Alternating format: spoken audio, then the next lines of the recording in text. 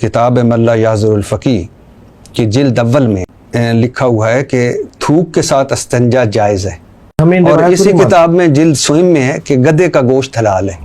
چلے میں استنجا کی بات کروں پہلے، دیکھیں کس کوئی حدیث نہیں کہ تھوک کے ساتھ استنجا کر سکتے ہیں، ملا یازر الفقی میں ایسی حدیث نہیں۔ منظر ملا یازر الفقی میں جو ہے کار یہ امام علیہ السلام نے فرمایا کہ دیکھو وسواس یہ ہوتا ہے کہ شیطان انسان کے ساتھ کھیل رہا ہوتا ہے۔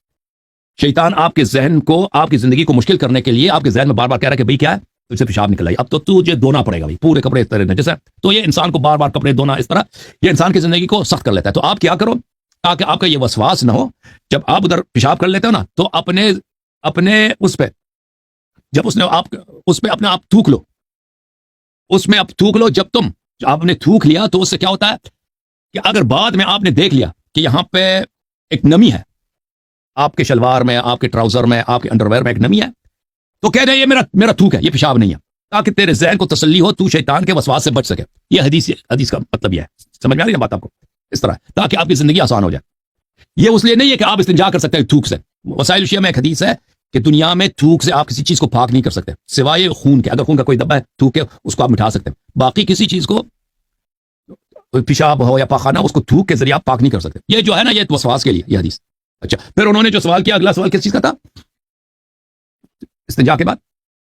اب گدے کا گوشت جو ہے، گدے کا گوشت تو یہ شیعہ حدیث بھی ہے، صحیح مسلم میں بھی ہے، گدے کا گوشت کھانا جائز ہے، ٹھیک ہے نا؟ یہ تو صرف شیعہ کا نہیں، صحیح مسلم میں یہ ہے کہ نسخ ہوا، شیعہ میں یہ ہے کہ نسخ نہیں ہوا، کھانا دونوں میں جائز ہے۔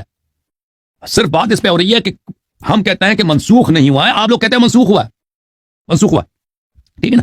جواز دونوں کے ہاں ہے، البتہ جس چیز کا کھانا جماعت مخالفین کے ہاں جائز ہے ہمارے پاس جائز نہیں ہے، وہ ہے کس چیز کا کھانا؟ اس جانور کا، اگر مگر کیا بولتے ہیں، اگر مگر بولتے ہیں، کیا بولتے ہیں اس کو؟ ہائینا کو انگلش میں لگڑ بگر ویسے بولتے ہیں، ہائینا لگڑ بگر۔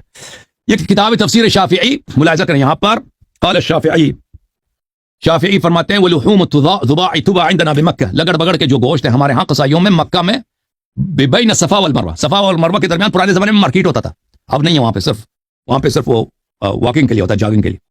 اچھا وہاں پہ بکتا ہے، لا احفظ عن احد من اصحابنا خلافا فی احلالہ، ہمارے پاس اجماعی طور پہ یہ جائز ہے۔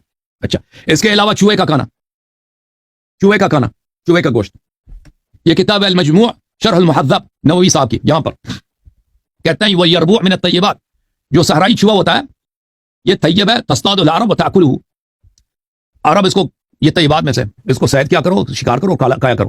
اسی طرح وہی ثعلب فاکس کو بولتے ہیں، لومڑی، یہ بھی اس کا کھانا جائز ہے، یہ بھی طیبات میں سے۔ والقنفذ، قنفذ بولتے ہیں پورکیوپائن کو، پورکیوپائن کو کیا بولتے ہیں اردو میں؟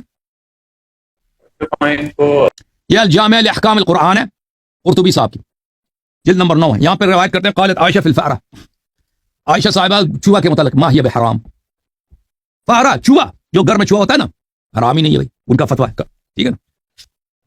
النہایہ الی بلوغ النہایہ، ابی محمد مکی ابن طالب قبیسی کی، متوفی سنہ 437، جلد نمبر 1، اپنی تفسیر میں لکھتے ہیں وسئلت عن عائشہ عن الفأرہ فقرأت تريد تحلیلها، عائشہ صاحبہ سے پوچھا گیا کہ چوہے کے متعلق آپ کا کیا فتویٰ ہے، اس نے حلال والی آیت پڑھی، کہتے ہیں حلال ہے، ٹھیک ہے نا؟